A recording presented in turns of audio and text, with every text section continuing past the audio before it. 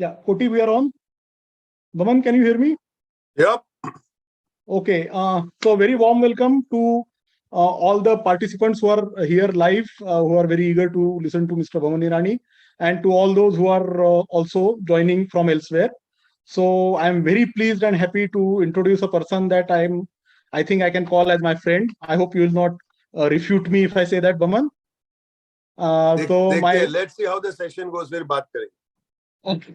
So I have been a part of this. So let me tell you how. Let me tell you a little bit of story to those who are listening. 2.5 years ago, I get a message on my screen from this well-known gentleman called Mr. Boman Irani, to whom I have been referred by a very close friend, and he invites me to join into a little Zoom session that he likes to call as Spiral Bound. Nothing big, just a few friends getting together and talking about screenwriting. The day I joined, there are 9 boxes on my little laptop screen because there are only 9 people who are joining.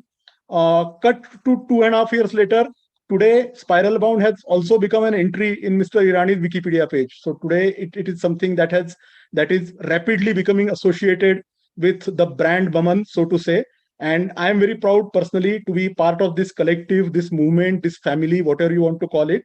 And when I told Boman that I wanted my Indica family, which is another family that I'm very proud to be associated with, to know a little bit more about them, he was kind enough to take time out of his extremely busy schedule. There are so many things which are on his plate that I really cannot even talk about. But he agreed to join. So thank you so much, Boman. On behalf of everybody in Indica, a very warm welcome. And I would actually like to begin this webinar by you telling us a little about those early days of Spiral Bound, like where did it happen, the origin story, so to say. Please. Hi everyone. Please say hello to my friend Mayur. And just to give you an origin story. It sounds like some Marvel Universe kind of thing. It's not. I had this childhood dream of writing and directing my own film. I didn't think of myself as a writer, but surely I thought of myself as a director. And I had a one-liner of a story. And I tried to develop it myself.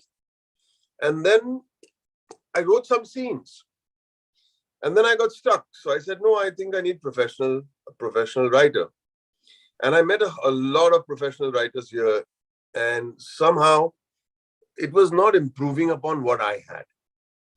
And that's the time we all start reading our books. And we start with Sid Field, which Alex, whose name I will mention very often today. I said, I've read Sid Field. Do you think it's a good idea? He's saying it's a great idea. Sid Field is Aristotle for dummies, and it's a good thing. You must read it.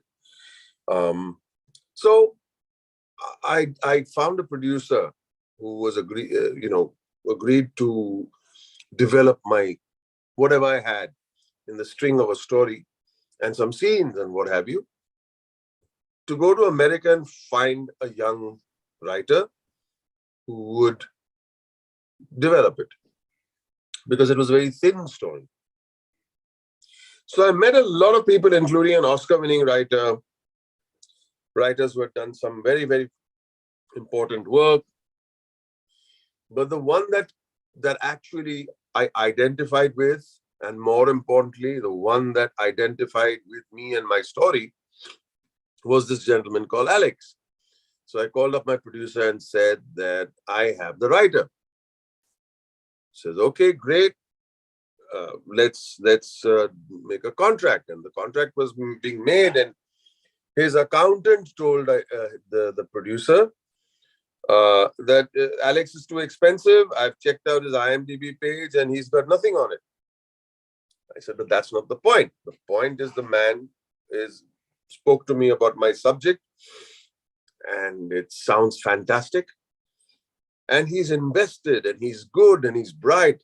Say, but he doesn't have a single big release to his name. He's a playwright, And one movie that he had written, he got executive producer because he wanted to pull out of the project. He was unhappy. And another movie, according to Alex's own admission, was an art house film that will come and go. That's how he described it. This is an art house film that will come and go. I didn't care.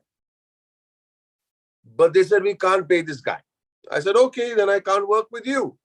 So I, the genius that I am, dumped the producer and kept the writer who I couldn't pay. But he says, okay, don't worry about it. These things happen every day in Hollywood. It's happened to me all my life. You write it, I'll help you with the pages. I said, okay. While he's helping me with the pages, about 6 or 8 months into that relationship, which we became pretty close friends, I mean, reasonably close friends, he says, guess what? I'm making a tuxedo. I said, what for? He's saying, I've been nominated for the Golden Globes. I said, okay, not bad. What film is this? I told you that film which will come and go, the art house film which will come and go. It's called Birdman. I said, okay, doesn't sound very exciting. Then he calls and says, I'm making another tuxedo. I said, yeah, what for? I said, same film. And this man became an overnight success. So let's not discount the power of what an overnight success is. It takes a lifetime, just by the way. But he continued to stay in touch with me. I went and met him in America, and he would help me with 5 to 7 pages every trip. I would write 5, 7 pages. He would tell me what's wrong. And in the process, I learned, no matter how many books I had read, somehow this hands-on dealing with a particular subject and the do's, the don'ts, especially the don'ts. He's saying, no, you can't do that. I would learn that and I would rewrite and I would send it again and he would correct it and I would rewrite again. This would go on forever. And then I decided that we were reasonably ready with the script. I floated a company called Irani Movie Tone, and instead of throwing a party in the evening, I said, let's not waste money on booze, which is something Mayur will not quite be on board with that stupid idea. Instead of spending money on booze, let's have a workshop. So I invited every single student in the Bay Area, including Pune, FTI, Whistling Woods, Xavier's Academy, Mr. Anjum Rajab Ali's students, everyone to come for a workshop, and flew down Alex to do a workshop. So we did a 5-6 hour workshop, which became a very big hit. And we called that workshop Spiral Bound. A year after that came the pandemic, and nobody knew what was going to happen in the pandemic. And I said, let's put ourselves to do something that is productive, constructive, and keep us away from all the stupid thoughts that we get when we are down in the dumps. So we started with 4 students, 3 actually, I was the 4th. And I just would field questions. What about this? What about that? What about this? I think the second or third session, was it the second or third, Mayur? I'm not so sure. The second session, Mayur joined. And every day we would grow by 10 more. And today we are closing in on our 600th session, which I did this morning. And we must be having about 800 students or bounders. Let's not call them students. Mayur doesn't like being called a student, which I'm pulling his leg, of course. Nobody's smiling, Mayur, at the jokes I'm cracking at your expense. And here we are.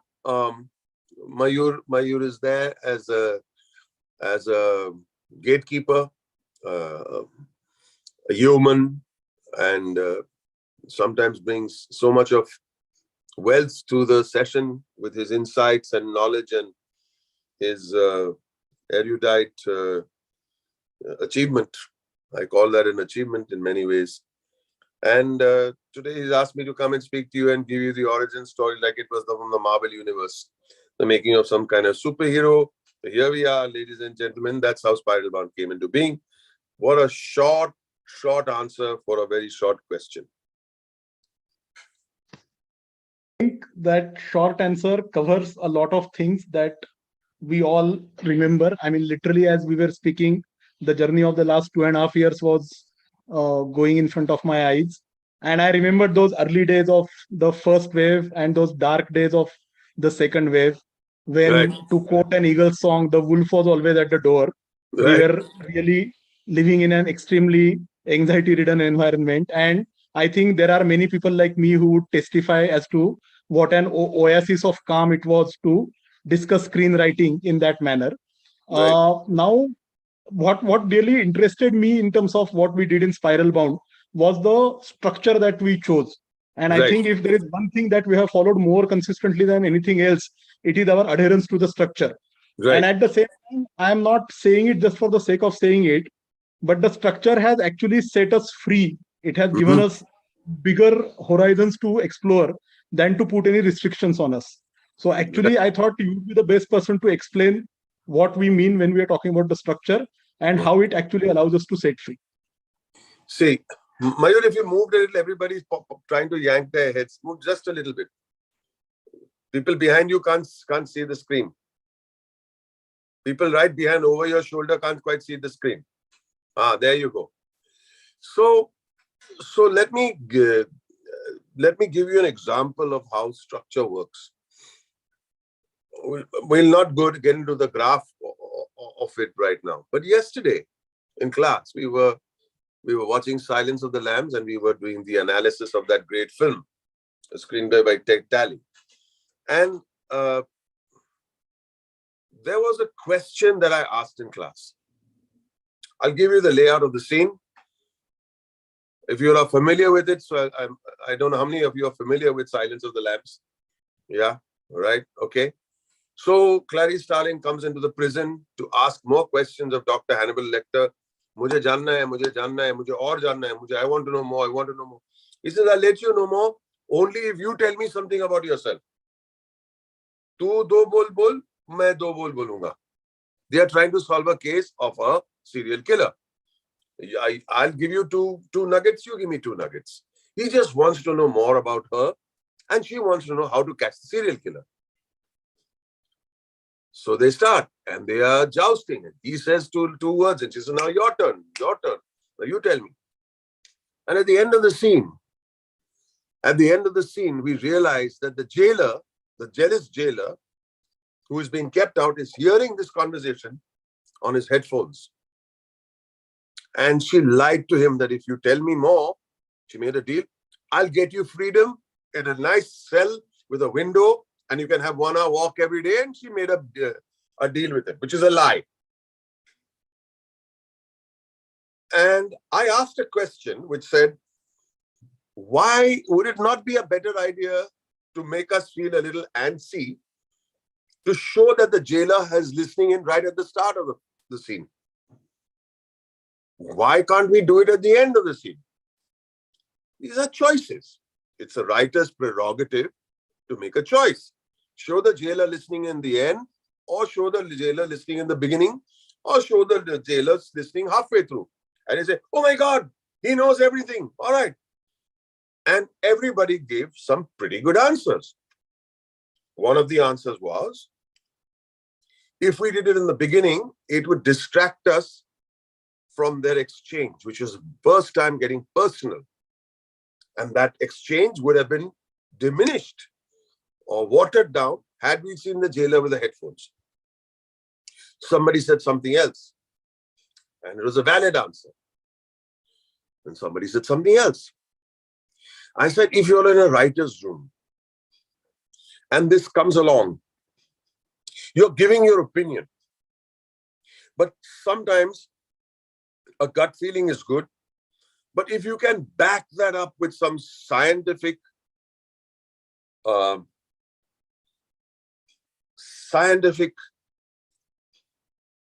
what's the word? Backing, it would be even better. And one of us bounders, Sandit, he puts his hand up and says, okay, where are we in the film? at the halfway mark. Structure. What are the features of the halfway mark? A, B, C, D. So,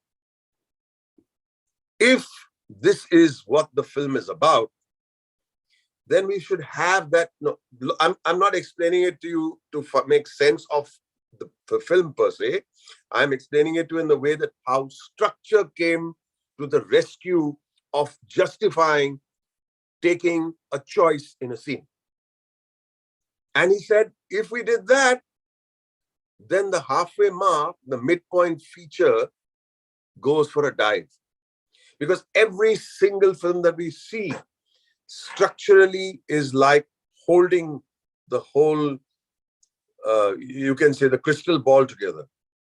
And the moment he said that, everyone said, oh, what's that? I said, that's structure. But isn't that a choice you make? I said, you make your choice based on structure. Mayur likes to use this term, and he's absolutely right, as he mostly is. He says, structure frees you. Right.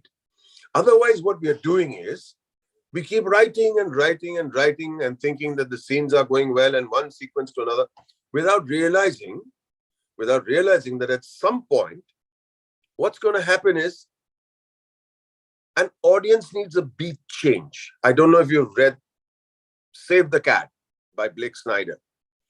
And Blake Snyder has a beat sheet. Now, why do you have to follow that? Because the human condition doesn't allow us to stay with one dish when you have 20 dishes for too long. You can't keep on eating the same thing. Say, I want to move on to the next dish that you promised me. I want to go to the next course that you promised me. So if you eat too much of one course, the other courses get diminished. So structure makes you, kind of helps you to time manage your screenplay. If I've reached a point where I've established the entire world of the protagonist, where he lives, where he has pan, where he has tea, who his mother is, his father is, which school he went to, and I keep saying, what beautiful scenes, I need to know what this movie is all about. Can we get on with the story? Structure says that within the first 15 pages, you should have your inciting incident. And people say, no, I don't want to follow. Okay, don't follow all that. So for 25 pages, you'll be telling me how the smell of the village, how beautiful it is, how green it is, where the smoke comes billowing out of the bakery and the smell of the bakery. And people might love it, but for how long? And structure turns around and says, okay, buddy, enough of that nonsense. Move on. And so you have your inciting incident. I like to have the inciting incident on the 8th to 9th page. Sid Field says within the first 15 pages. Okay, so you're thrown in with some kind of a challenge. The inciting incident sets you off on a path. Then you decide whether you want to go on that path or not. And you have this dilemma. And then something happens and you say, oh, hell, I really have to go. And you have these dramatic scenes. But now the time is to go. People said, okay, ho gaya, tera bhi aage badho yaar. So you get onto a new journey. And we end the act. And we move on to the next journey, which is a new beat. We are into Act 2, and you're going to take on the problem, or take on the journey, or make the endeavor to take revenge, or the endeavor to win the World Cup, or the endeavor to win the girl, or the endeavor to find the pot of gold wherever it is. You got to get onto a journey because now you have a task which is insurmountable. And then you move on till the midpoint and so on and so forth. Without that, we seem to feel that we are on a good wicket. It's like batting away and not declaring without understanding that if we keep batting and don't declare, the match will be a dull draw.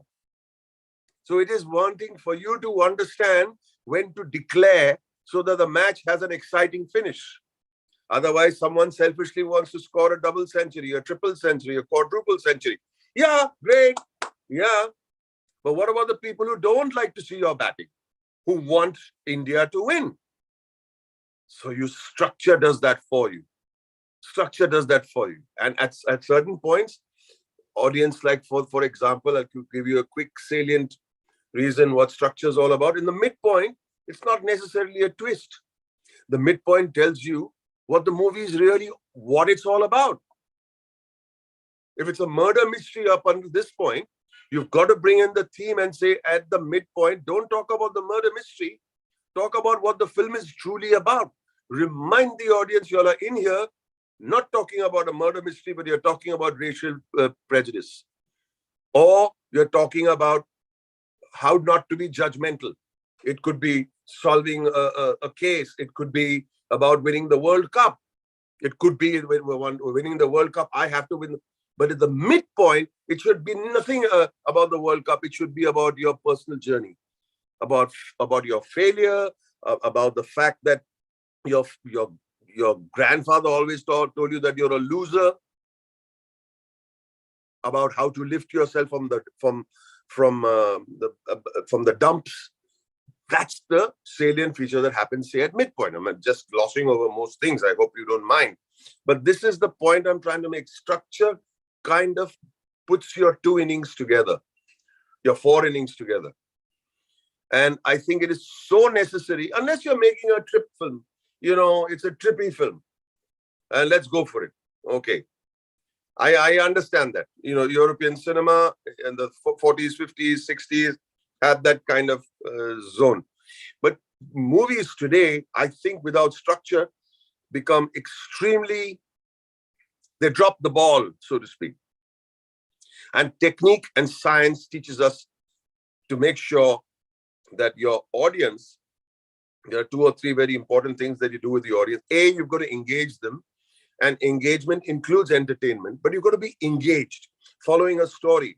So if the character has no want, you're not following the story. And 2, how has that story got anything to do with me? So it has to be thematic, and you keep injecting the theme in that story. So I've kind of done what I would have done over 10 sessions. I've done in the last 15 minutes. So I'll stop. And Mayur might want to ask another question or whatever. Somebody else wants to ask a question, go right ahead. So the third, no, you will still have to bear me for some more time, Boman, because yeah, no problem, sir. Hand it over to anyone else so soon. So I always remember the first time that you and Alex discussed your story, and we will really not get into that because of the obvious reasons. But Alex used a very interesting analogy. He compared what you had written to pearls, and he talked about building a string. Right. And if there is one thing that I have learned well after coming to Spiral Bound, which I think I have learned well after coming to Spiral Bound, is actually stringing that story together. Right. So I always think that being a published writer, I kind of knew how to write the scenes, the individual events per se. Right. But the string is something that I really learned. Now, obviously, we really do not have the bandwidth in this session to get into the action conflict reverse model that we follow. But I would still like you to speak a little about the technique of binding one event to another to create a coherent narrative, because this is applicable not just in screenplay writing, but even in novel or fiction, in prose format of writing also. I think most of the difference between good writers and struggling ones lies in that string. So if you could speak a little about that, would be very great. Okay. So when I first met Alex, I said, what do you think of my story? He said, I love it. And I thought, I am up for an Oscar. But he says, yeah, but it's like you're giving me a whole bunch of pearls, and while you're handing them over to me. And that's exactly what happens when an audience will. So the pearls, by the time you transfer the pearls from yourself to the audience, half of those pearls are falling down. How do you string it together? I said, no, wow. He's asked me the most difficult question of all. I said, how do I string it together? Well, the long and the short of it is, first of all, these scenes that we might find extremely beautiful, or extremely moving, or extremely, when I read it to my friends, they all cried. Nobody gives a shit. What does it have to do with our story? Does it move our plot along? Does it do anything for character and exposition of character? And is theme injected in it? No, it's just a lovely slice of life, a term which I abhor. it's a slice of life scene that happened one day. Nobody cares. The slice of life scenes are the ones that don't have the string in it. They're just a pearl that might just fall down.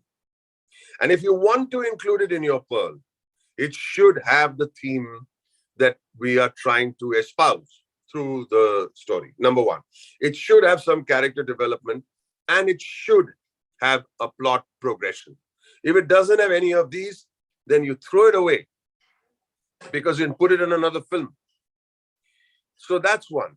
But more importantly is, you can't go from scene to scene to scene.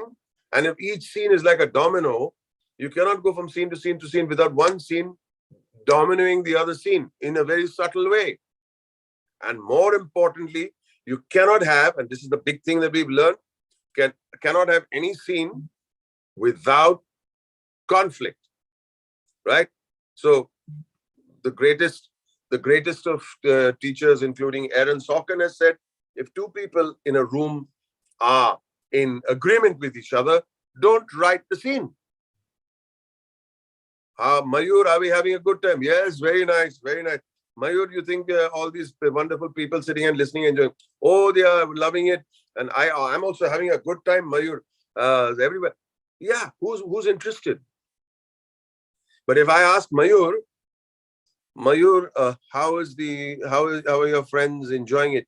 You think they are enjoying it? I'm not so sure, but I'd like you to know that 3 of them are yawning. If you do not step on the gas, boss, we're gonna lose this.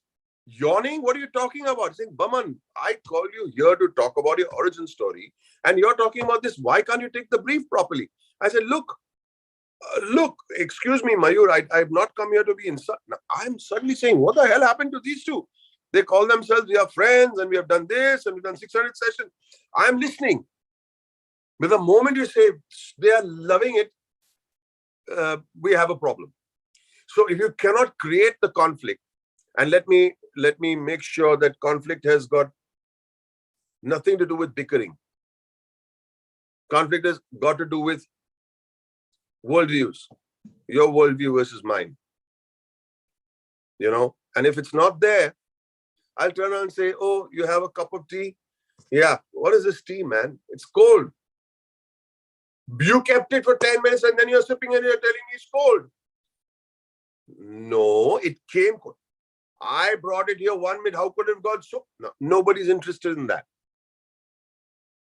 Nobody's interested in that.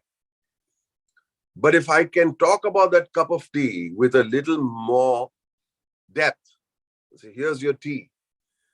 The tea is cold. No, it's not. It's hot. You're saying you just find fault with everything I do because you want to show that you are a superior person than I am. Okay, now we've got an argument. You're narcissistic. You have a persecution complex, and so on and so forth. I'm interested in that conversation. I'm not saying, hey, yaar, thanda, yaar, kamale, yaar. No.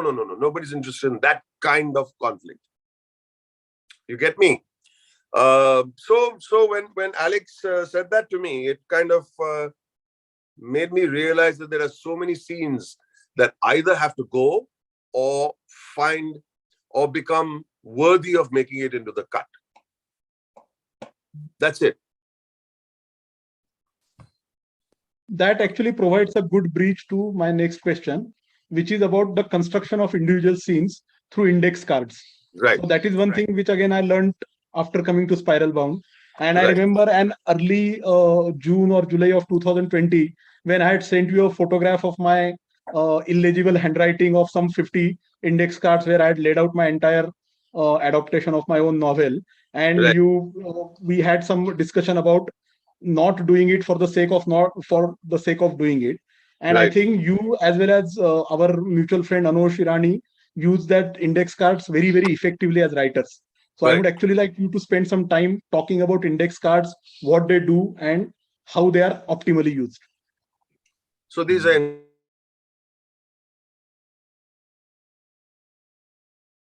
blank on one side and lined on the other.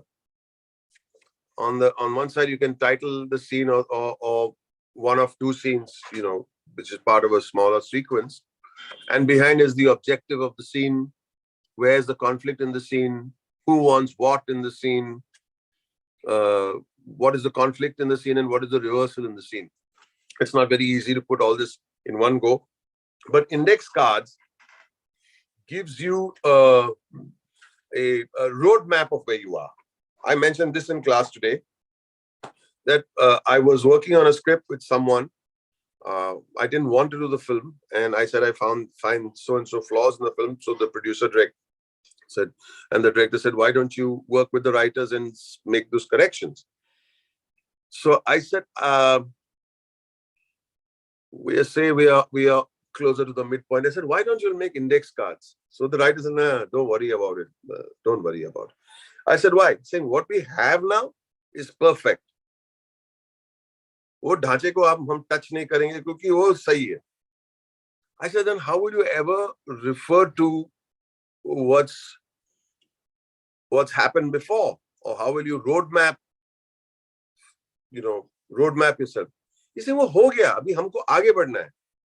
Now the thing that Alex teaches me is that you can't move forward unless you go and run the entire reel backwards all the way to that point. How will you remember the whole script in your head?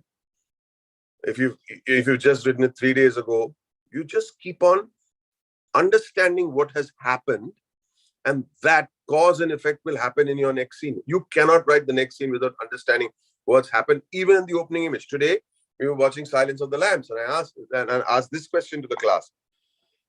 What a wonderful scene. But can you see anything from any index card that happened previously?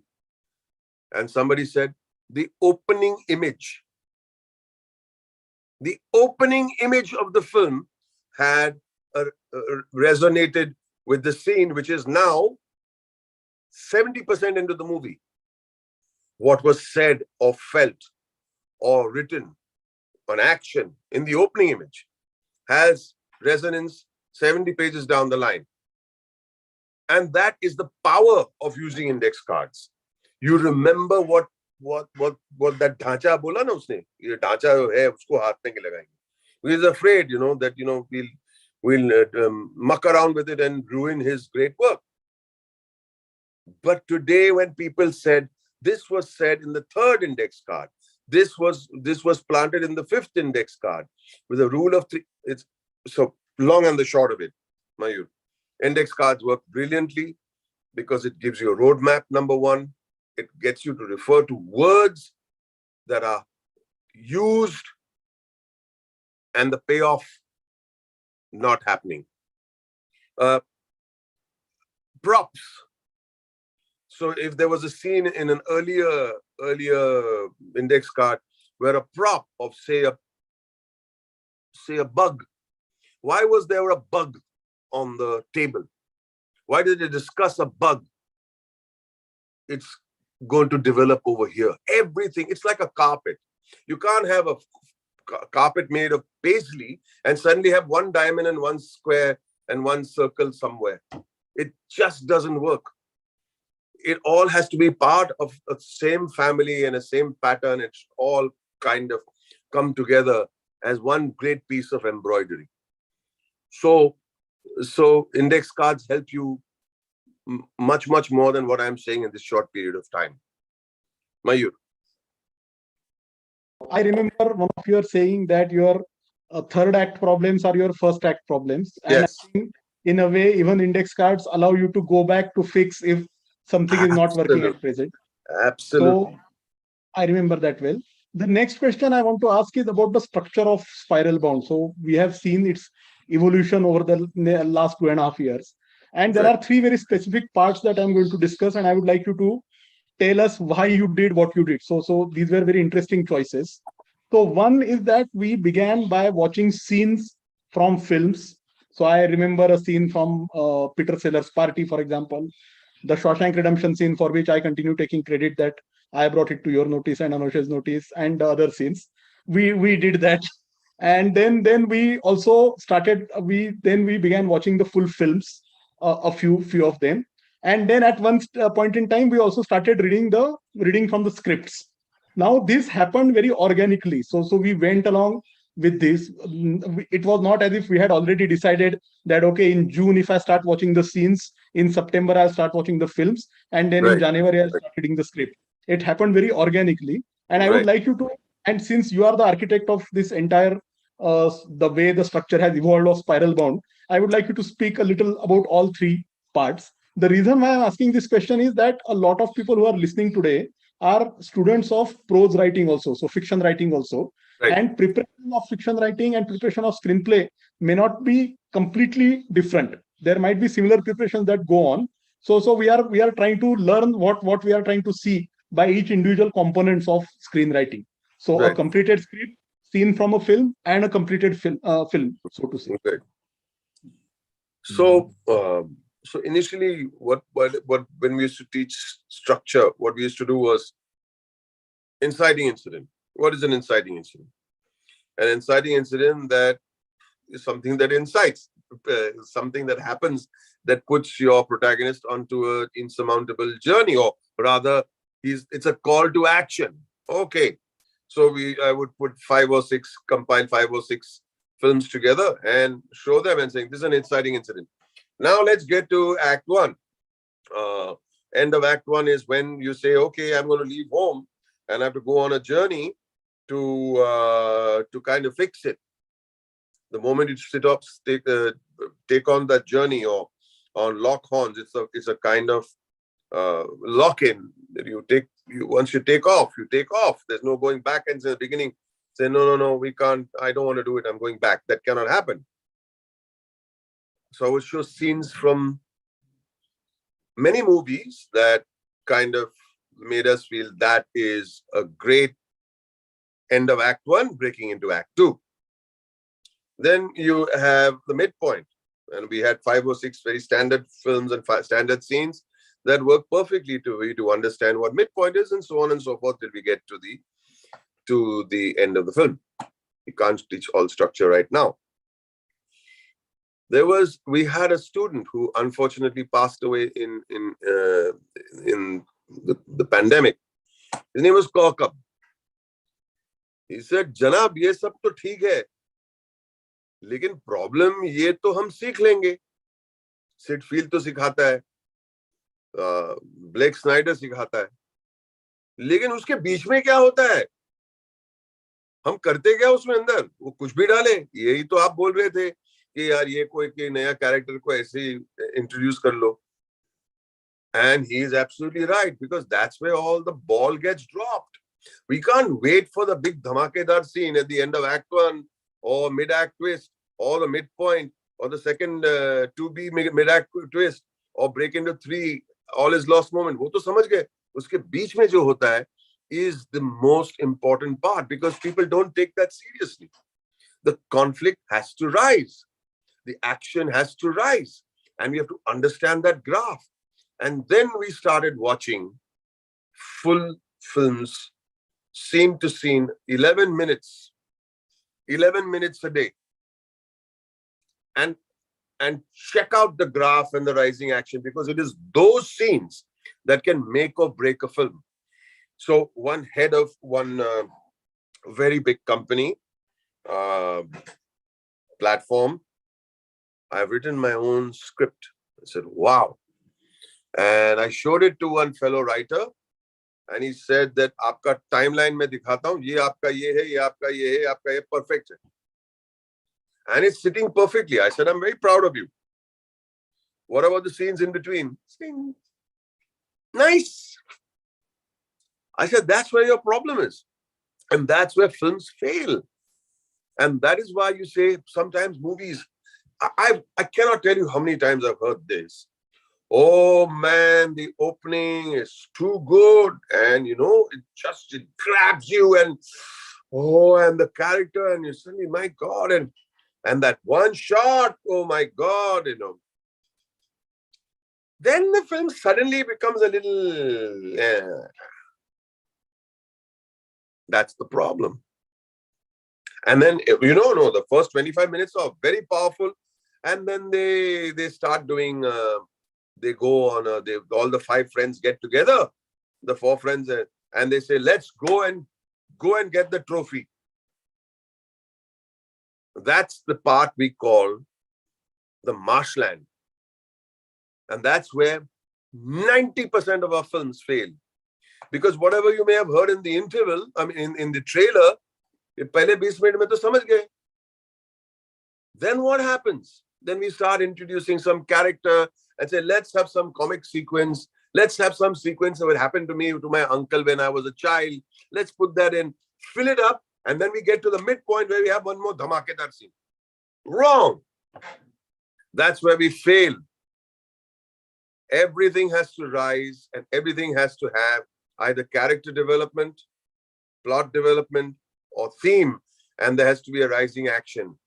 Till you get to the midpoint, you say, okay, so far he's done okay, he suffered, whatever else. And now it's blown out of proportion. And now the bad guy's closing. And now it's getting more and more difficult. Till you reach a point where you think he's winning, top, everything is lost. And we call that an all is lost moment. So structure really helps us get. If you turn on and say that if we follow the same structure, won't all the movies that you watch look similar? Let me tell you, Star Wars and Birdman follow the same structure. And they are two very different films. You never realize that it's the same structure, the same all is lost, the same dark night of the soul, the same break into act 2. Everything else is the same, but it's not, because the themes are different, the characters are different, the wants are different, the obstacles are different. So that's what we do at Spiral Bound, my friends. Coming to Spiral Bound, the two things that whenever I talk about Spiral Bound, whenever I tell people that I do this thing called Spiral Bound, the two things that surprise them most is, one, a person like you can do 600 sessions in 2 years, which is to say that he can find time of sitting, preparing for 600 sessions and delivering 600 sessions. So I think our frequency of meeting surprises most of the people, but which doesn't surprise any one of us who are attending that. And the second thing is your favorite saying that all we ask for is a phone number with WhatsApp on it, because we really do not do any kind of filtering of people whom we'll take, whom we will not take. And I think in a way, the bond that has been created, we like to call ourselves bounders rather than students. And you have seen that over a period of time, during hardships as well as during good times, we have really come together as a part of the family. I think to a very large extent, this not having a filter was a very important decision in that context. So I would like you to speak about it. Like when you decided that you will do this initiative for the greater good, in a manner of speaking, why did you decide that it would be good to allow people to decide for themselves if this is for them or not, so to say?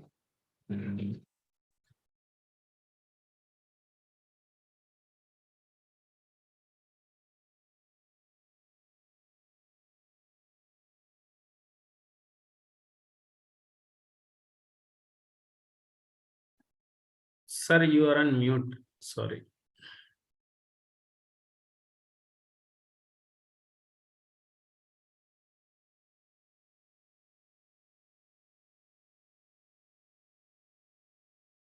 Okay, sorry. Can you hear me? Can you hear me?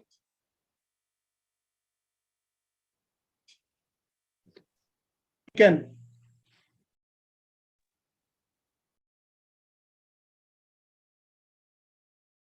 Can you hear me? Yes, we can, sir. All right. So when we had our first the inauguration, Spiral Bound was just supposed to be, it was more or less the inauguration of Irani Movie Tone. And we had this workshop. And I said, once a year, we'll have a workshop. We'll get in somebody, fly in somebody. And the event manager came and said, we're going to do these, what are they called? These lanyards. And the lanyards will have, what is this, that barcode, whatever that is, I don't know, the chir that happens in a square. What's that called, Mayur? Aapko bhi malum nahi, aap bhi. What are they called?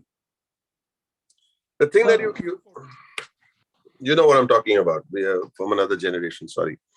QR codes. Sorry? QR codes. QR codes, right. So we'll have a QR code and they'll come with their QR code and beep, and then we'll give them the lanyard and we'll like, okay. And those lanyards, I said, how much is it going to cost us? So he said, this much. I said, look, it's not about the money.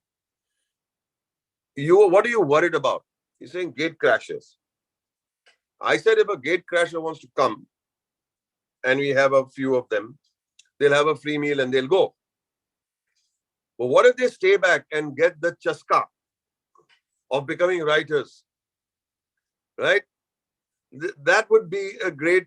So if somebody's going to sit for 5 hours listening to someone who's an Academy Award winning writer, who they would have to spend lakhs of rupees to go live in America and have workshops there, why should we stop them?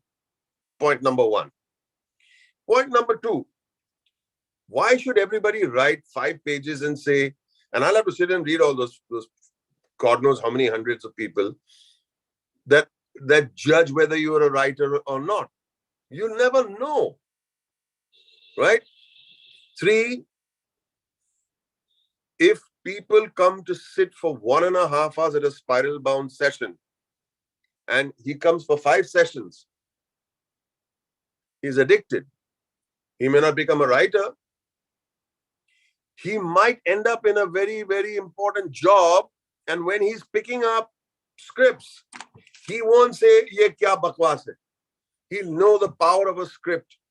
So even if he's not a writer, or he's working in, say, the creative department, or he's the department which decides to push one script forward for greenlighting, he should know structure. So if I'm going to say, I need to see 5 pages or 7 pages of a scene, and if only we have the potential, you come, we'll lose out on so many hundreds of potential producers, heads of channels, heads of OTTs, who actually need to be far more proficient, honestly, between you and me. I hope some of you are, not offended with what I'm saying. But more than that, there was a girl in the early days of Spiral Bound who sent me a scene on a prompt. The scene had 6 lines and it had no action, it had no conflict, it had no reversal, it had no meaning, it wasn't even a scene. And I said, was I going to tell her, don't waste your time? Who am I to judge someone else's fate and fortune? It's not for me to judge. You are the architect of your own misery. So I called her up and said, these are the problems in your scene, write another one. So she wrote another one. And it was 15% better. I said, try again. And it was 25, 30% better. Today she's writing scripts, full-length scripts, and her prompts are amazing in class now. You know who I'm talking about, Mayur? Yeah? I said, this reminds me of Gone Girl, I told her one day. Wow. Saying uska action ye, uska conflict ye, uska reversal ye, uska character thematically, I want to put it. Oh, okay. Wow. And this kid, I kid you not, if I read that scene to you, you'd say, usko kuch malum nahi. Nahi. Malum tab hota hai jab hum koshish karenge. मालूम पहले दिन पे माँ के पेट पे से थोड़ी सीख के आते, बहुत जन आते हैं, मोजार्ट सीख के आया था अपने माँ के पेट से, बेथोवेन को टाइम लगा था, लेकिन मोजार्ट वाज अ जीनियस. हम सब मयूर जैसे थोड़ी है, हम बेथोवेन है, धीरे धीरे टिंग टिंग टिंग टिंग टिंग करके सीखेंगे. तो यही किसी को जज नहीं करना चाहिए. Come one, come all. Mayur, that's it. So, sir, we will take some of the audience questions. So, audience have been sending questions using the Q&A feature. So, the first question that I would like to take, there are many questions. We may not be able to take all of them. So, the first question comes from Ria, who is essentially asking, what are the top 5 things one should be mindful of while adopting a book into a movie or an OTT?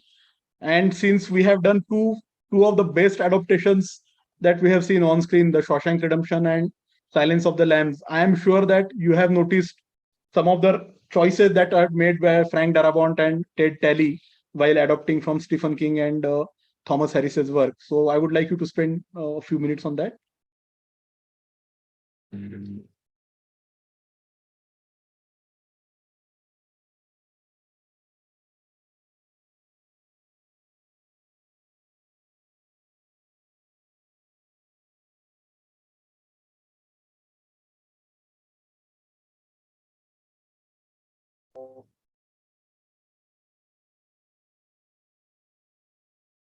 Sir, again it went to mute. Can you hear me? Yes, sir. Please go ahead. So if I was to write, so when I had the one-liner and I started writing scenes and I started writing scenes and I started writing scenes and I wrote some scenes that were unnecessary and I made notes, then I did some research, then I spoke to some psychiatrists and psychologists and more notes. Then I wrote more scenes, then I wrote more notes, and I had 5 books full of notes, right? You must imagine that the novel that you're adapting your screenplay from are the notes. You got to be loyal. You got to be loyal to those notes, but you can't put in everything. So you have to decide is, as a writer, what is it that you want to say? Get your themes in place. And automatically, when your book is this thick, you'll pull out those pages which will be thematically strong. Or if there's a page that is not thematically strong, right? You will make sure that you inject theme into it so that it becomes more muscular. In a movie, you got to try and see it in one go. People watch web series in one go now. So it has to be so muscular for you to keep on reading. For a novel, you can take the novel, read 5 pages, put a nice bookmark into it, go to sleep, pick it up after 5 days. Doesn't work like that for a movie. You want people to be engaged. So the word muscularity is more important, most important. And if you do not keep the dominoes hitting the other, I mean, I cannot sit and describe what the roses look like. You understand? Can you hear me? Can you hear me? Yes, sir. Yes. Right. So that's my take on it. What is it? Figure out clearly what your theme is. Once you have your theme, everything else will get edited on its own. You get me? Interesting question by somebody who is asking that why the present day Hindi films do not follow the structure that we talked about, or do they follow? So would you like to comment on that, or would you like to say no comment? It's okay if we would like you to. I don't like to knock my own industry. Enough people are doing that, you know. But here's the thing.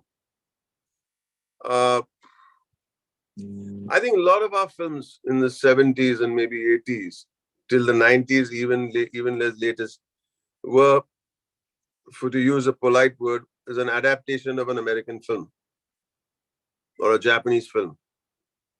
So the structure is to come pretty ready-made between you and me, right?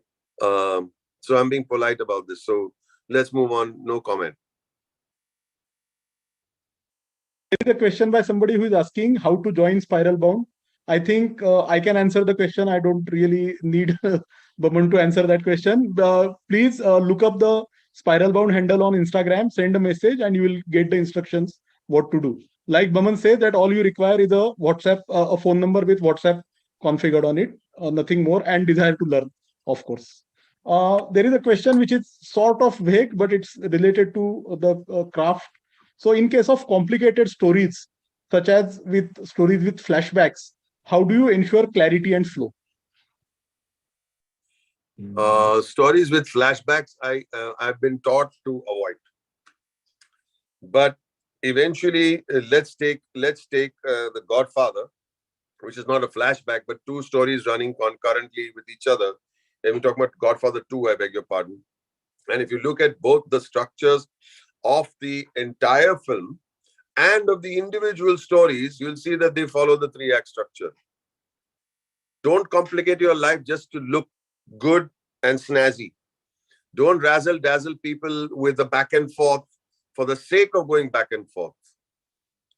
Godfather does that so beautifully that the Vito Corleone story, which is mostly in sepia, and Michael Corleone's story, which is in modern day colors, they are intermingled, but when you see the whole structure, it's like one film. And when you separate them, they are like two films with their individual structures.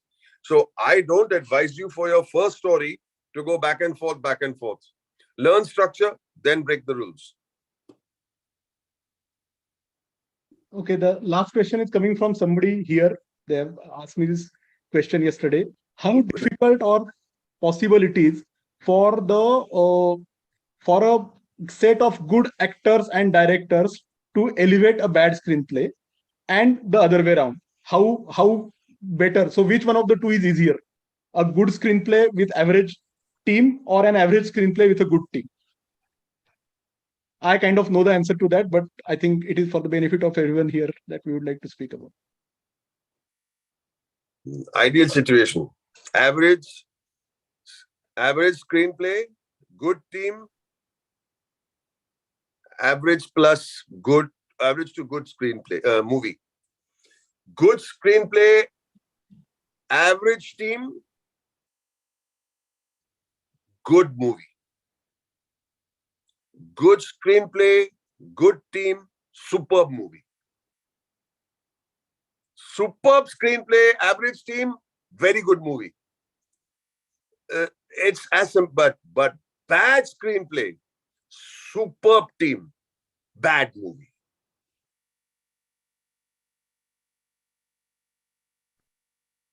Yeah, I think we are already a little over time, and जितना पैसा दिया उतना नाचेगा मैं, सुना क्या? So, Boman, once again, I really cannot thank you enough for taking this time out of your schedule. I know how many things, how many plates you have rotating in the air. So for you to take this time out, and I know that being the kind of person you are, you would have spent time preparing even for this session. So that means that the 1 hour that you spent with us is not the only hour which was invested into this. So my heartfelt thanks and gratitude for this on behalf of everybody at Indica. And so this session for me, Mayur, this session for me was like a novel which I had to adapt into a very short story screenplay.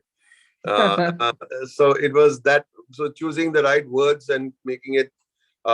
Honestly, I am very honored to be here. That Mayur, I mean, you guys think of me worthy to spend an hour with you.